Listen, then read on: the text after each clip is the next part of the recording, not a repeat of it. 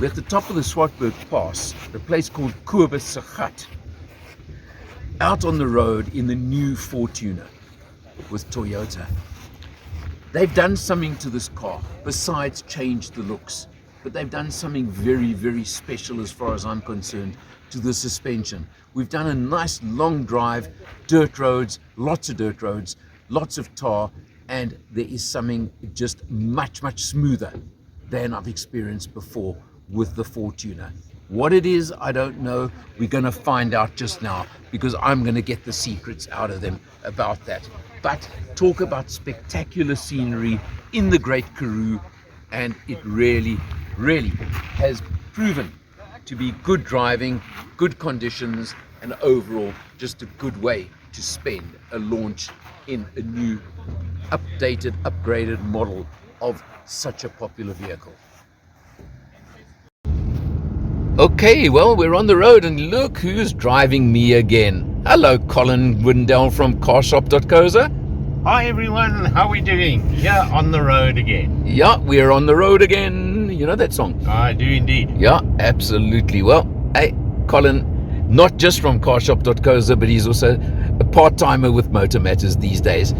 Behind the wheel of this Fortuner. Geez, Colin, what do you think, man? Well, your observation right at the beginning was correct. They have done something to the suspension. They've also done quite a lot on noise, vibration and harshness. Yeah, agreed. Referred to as NVH. Yeah. So there's a lot less road noise and tarmac noise coming through. There's a lot less vibration, and on the dirt road, there's none of that rear wheel shudder. No, the stability was incredible on the dirt road, eh? It's very smooth. It's definitely taken Fortuner a step up in the medium SUV segment. Yeah. This is the top of the range model, but all of that applies to every single model in the range. So I think they've done quite something on this model upgrade. I don't know what they like to call it, but update. And the looks are much more modernized and obviously now fitting within Toyota's current design language. Aggressive and, as I said, sharp. Very sharp, angular looks at various points. Yes, indeed. Yeah. All right, thanks, pal. Okay. We're going to be on the road for a while, and you'll see lots more. We're going to talk to Mzo from Toyota, and you'll get all the info. Very chilly early morning in Prince Albert with Toyota South Africa, and I'm joined by Mzo Witboy, just been appointed as the manager of product communications for Toyota South Africa and fleet, which means he's the man I talk to for my test cars. You're right. But the reason we're here, the Fortuner, everybody's favorite, right? That's correct. One of your best, second to Hilux, one of your best sellers in the range in South Africa, and it's loved, isn't it? Yep, so we launched this Fortuner, the very first Fortuner, Right. in 2005 in South Africa. As long ago as that? Yep, it had a lifespan of about 10 years. Right. And then in 2016, we launched the new one. Okay. So this is the new generation Fortuner that was launched in 2016, but we've done some minor changes, as you can see. Not so minor though, but we'll. But you made changes, that's for sure. We made changes. Aggressive new front. That's correct. Which so really, what you see there is the catamaran front fascia. Right. And you'd also notice that we have these new LEDs as well. Yes, on the top models, these very neat looking LEDs across there. What's also, and it's interesting, I've picked it up now from, for example, the Corolla hatch. Yeah. I'm calling it your edgy design. It's a bit aggressive. It is. And I want to show at the back just now. Yeah. Because I noticed that at the back as well, where you've just put edges on. And it does look aggressive. You are so right. Yeah. Now, there's the changes sort of on the body on the outside. Engine-wise, what we're talking still as we were before? So this is the range-topping 2.8 diesel. Right. And it still pushes 150 kilowatts. Okay. Yep, so there are no changes when it comes to the engine. Okay, and still the 6-speed automatic 4x4 on Yep, the top tried models. and tested. When you're slipping the 165 kilowatt version into a GR Sport version? Well, we're thinking about that. It's under consideration, Okay. so we'll let you know as soon as something comes out of that. Come on, yeah. if you've got a Hilux GR Sport, you've got to have a Fortuna one to match it, surely. We're thinking about it. We're thinking about it. I mean, you've seen a lot of GR-based models. Absolutely, so why not, eh? I think South Africans would love it. that's for sure. It Yeah. would be popular. Yep. Let's talk quickly, price-wise. Now, there's been a very, very small price increase from the previous, update, let's call it that. Yeah. So this one we're standing at right now, which is the top of the range. So this one is the range topping VX. So you get this one at about 915,000 rands. Right. And if you want to go for the bi-tone, which is available in black and white, Right. of course, Of white course, body the and black roof, yeah. black top. So it you looks, have to top up an extra 10,000 rands. So Okay. that takes you to about 925,000 rands. Right. But you can get into a Fortuna, the 2.4 version, for about the 650 mark now. That is correct. Yeah. So And lovely thing about that is well spec'd as well. Despite being the 2.4, you get it Yeah. with full leather inside. okay. Yep. So you've up to, but we're going to have a look on the inside in a few moments. Just a couple of little changes. But overall, we had lots of debates about this, didn't we, last night? We did. What have you done to the suspension?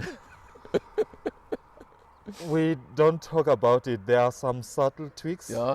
Yep, and those were not flagged by the engineers, of course. Okay. But you do feel the difference, and you do feel the difference with the steering wheel as well. And the one thing I'm not sure if you've noticed, the car is Right. also well insulated.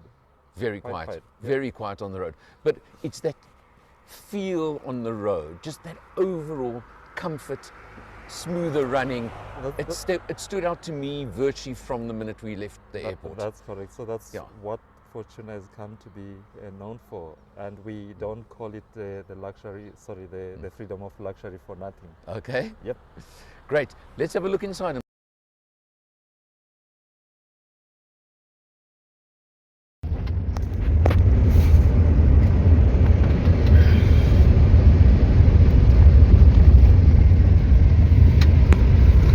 On a stretch of real dirt road over here, we're in four-wheel high mode, and you can see the dust flying, the dirt flying, but it really is pretty comfortable, I've got to tell you. And you can see the dust behind us as well in the mirror. Yeah, this is true dirt road driving, and that's what the fun is all about. And just the vehicle proving itself, making life very, very smooth and comfortable. My biggest takeout with this is, and I've said it before and it's been repeated in this video, is just the improvement in the overall smoothness and refinement. I think that's the word, the refinement of this Fortuna compared to the last versions I drove. It's just in a different class, quite honestly. And I know it's the range topping model. I know it's obviously got more NVH and all kinds of things on it, but it is just so different. The new equipment makes a difference. Sure, it's upgraded slightly, and the sharper looks I like, but it's just so much more of a pleasure to drive.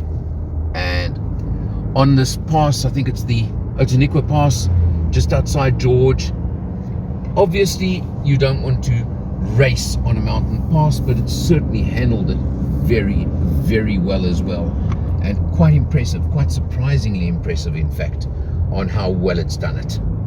So there we go. Well done. Great improvements.